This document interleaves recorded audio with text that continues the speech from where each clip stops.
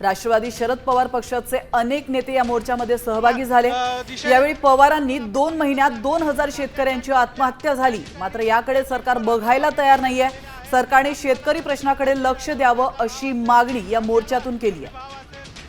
तर 1 महिन्यात सरसकट कर्जमाफी न केल्यास मंत्र्यांना रस्त्यावर फिरू देणार नसल्याचा इशारा खासदार सुप्रिया सुळेंनी दिला। शरद पवारांच्या नेतृत्वाखाली हा मोर्चा नाशिकच्या जिल्हाधिकारी कार्यालयावर धडकतो।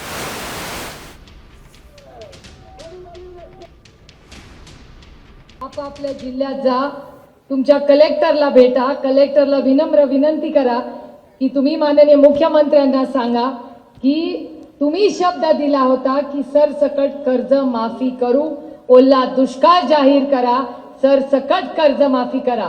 1 महिन्याचा कालावधी देऊ। जर 1 महिन्याच्या आत आमच्या शेतकऱ्यांना न्याय मिळाला नाही तर ह्या सरकारला आम्ही कुठे फिरू देणार नाही, हे मी तुम्हाला स्पष्टपणे सांगते।